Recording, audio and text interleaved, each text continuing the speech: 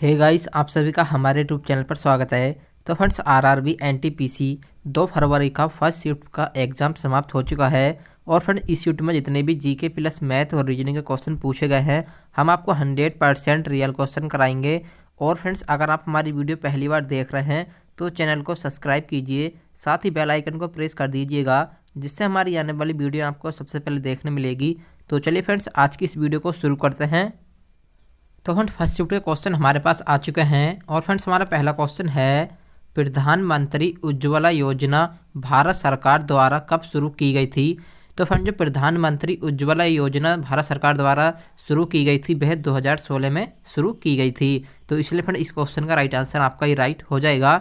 और फ्रेंड्स, अगर आपका एग्जाम आगे होने वाला है तो आप हमारी इस वीडियो को बिना स्किप किए अंत तक जरूर देखिएगा, क्योंकि फ्रेंड्स इससे आपको ये पता चल जाएगा एग्जाम में क्वेश्चन किस प्रकार के पूछे जा रहे हैं। तो चलिए फिर नेक्स्ट क्वेश्चन देख लेते हैं। तो फ्रेंड्स, हमारा नेक्स्ट क्वेश्चन है, फीफा के सर्वश्रेष्ठ खिलाड़ी 2019 का पुरस्कार किसे मिला है? तो फ्रेंड्स, जो फीफा के सर्वश्रेष्ठ खिलाड़ी 2019 का पुरस्कार मिला है वह लियोनेल मेसी को मिला है। तो इसलिए फ्रेंड्स इस क्वेश्चन का राइट आंसर आपका ये राइट हो जाएगा। तो चलिए नेक्स्ट क्वेश्चन देख लेते हैं। तो फ्रेंड्स, हमारा नेक्स्ट क्वेश्चन है, दिल्ली स्थित शांतिवन किसका समाधि स्थल है? तो फ्रेंड, जो शांतिवन समाधि स्थल है वह जवाहरलाल नेहरू का है। तो इसलिए फ्रेंड इस क्वेश्चन का राइट आंसर आपका ही राइट हो जाएगा। तो चलिए नेक्स्ट क्वेश्चन देख लेते हैं।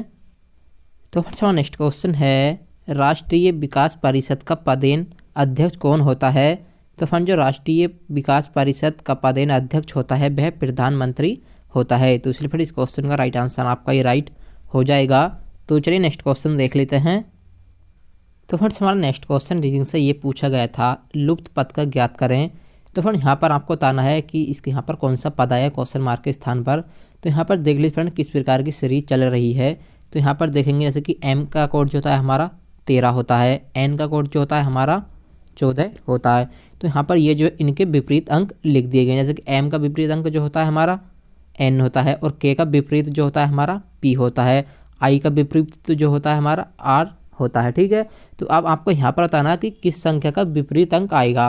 तो ये निकालने के लिए आपको क्या देखना पड़ेगा, यहाँ पर देखना पड़ेगा इस तरकीब से। ठीक है, जैसे कि एम का कोड जो है 13 है, के का कोड जो है हमारा 11 है, और आई का कोड जो है हमारा 9 है। तो यहाँ पर देख लीजिए माइनस के 2 हो रहे हैं। ठीक है, यहाँ पर ही माइनस के 2 हो रहे हैं। अब हमें आपको भी माइनस के आगे भी 2 कर देने। जब माइनस के 2 करेंगे 9 में से, तो यहाँ पर जो आ जाएगा आपका 7 आ जाएगा। 7 जो कोड होता है हमारा जी का कोड होता है।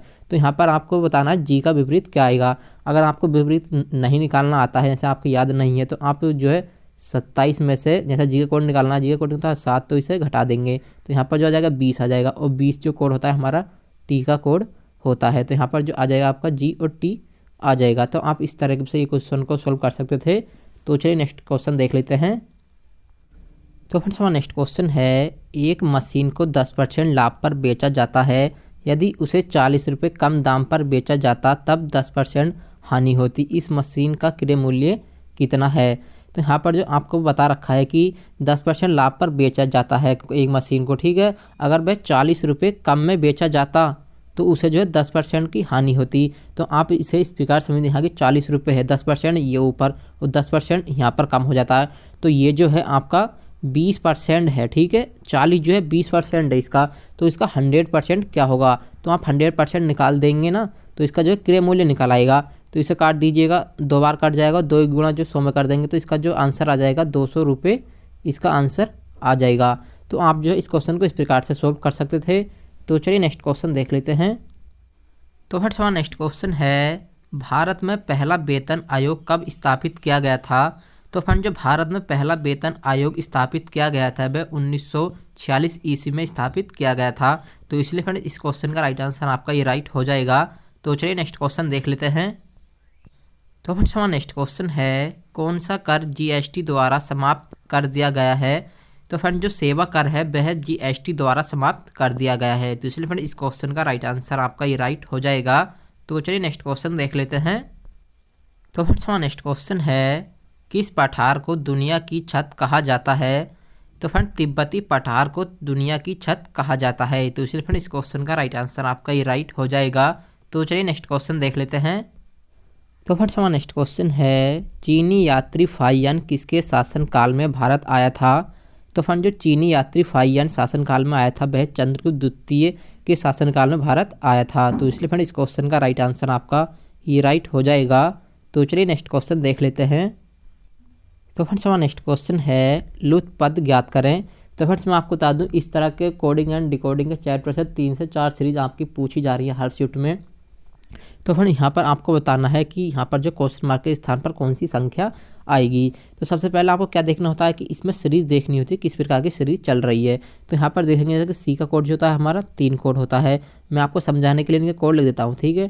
तो यहाँ पर ऐप का कोड देखेंगे तो यहाँ पर ऐप का कोड जो होता है हमारा 6 कोड होता है, आई का कोड 9 होता है, एल का कोड जो होता है हमारा 12 होता है, ठीक है। तो यहाँ पर देखेंगे प्लस के 3 ऐड हो रहे हैं, इसमें भी हर संख्या में जो है प्लस के 3 ऐड हो रहे हैं। अब आपको 12 में जो 3 ऐड कर देने हैं, तो ये जो जब 3 ऐड कर देंगे 12 में तो हमारा 15 आ जाएगा। और 15 जो कोड होता है हमारा ओ का कोड होता है। फिर यहाँ से देख लीजिए यहाँ पर ओ आ जाएगा। तो फिर आर कोड हमारा 18 है, यहाँ पर प्लस के 3 ऐड हो रहे हैं। फिर यू में भी 3 ऐड हो रहे हैं, एक्स में भी 3 ऐड हो रहे हैं। तो इसमें क्या हो रहा था कि हर संख्या में 3 ऐड करके लिख दिया जा रहा है। तो चलिए नेक्स्ट क्वेश्चन देख लेते हैं। तो फ्रेंड्स हमारा नेक्स्ट क्वेश्चन है यदि किसी आयत की लंबाई 25% बढ़ जाए और चौड़ाई 20% घट जाए तो आयत के क्षेत्रफल में क्या परिवर्तन होगा। तो फ्रेंड्स इस प्रकार समझ लीजिए जैसे कि ये जो है आपका आयत है, अगर इसकी लंबाई को जो है 25% यहाँ पर जो है बढ़ा दी जाती है और इसकी चौड़ाई जो है 20% घटा दी जाती है, तो इसका जो पूरा क्षेत्रफल है इसमें क्या परिवर्तन होगा।